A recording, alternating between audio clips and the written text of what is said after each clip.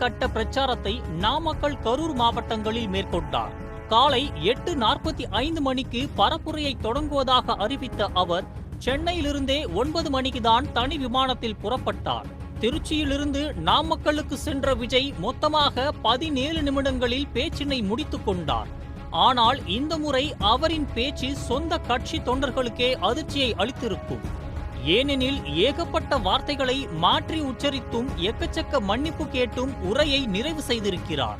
சென்னை மாகாணத்தை மகாணம் என்றும் அமைக்கணும் என்பதற்கு பதிலாக அமைக்கிக்கணும், கொள்முதல் நிலையங்களுக்கு பதிலாக திளையங்கள், பாதிக்கப்பட்டுள்ளனர் என்பதற்கு பாடி திக்கப்பட்டுள்ளனர், தேர்தல் அறிக்கையில் சொல்வோம் என்பதற்கு பதிலாக செல்வோம், ஒத்தையடி பாதை போடப்படும் என்பதற்கு பதிலாக போதப்படும் என்று நிறைய வார்த்தைகளை மாற்றி உச்சரித்து இருக்கிறார். அத்துடன் மோகனூர் என்னும் ஊரை மேகனூர் என்றும் மாற்றி பேசியிருக்கிறார். இது மட்டுமின்றி டிவிக்கே மறுபடியும் ஆட்சி அமைக்கணுமா, சாரி இப்போது ஆட்சி அமைக்கணுமா, இவ்வாறு மாற்றி மாற்றி பேசி விஜய் உரையை முடித்த பின் சாரி, நான் பேசுவதும் அங்கு ஒலிக்கும் சத்தமும் முன்னும் பின்னும் சற்று வித்தியாசமாக இருந்தது, ரிதமை பிடிக்க சற்று நேரமாகிவிட்டது, நன்றி என கூறி அங்கிருந்து புறப்பட்டார். விஜயின் பேச்சை பார்த்து சொந்த கட்சி தொண்டர்களே திகைத்து போயிருப்பர்.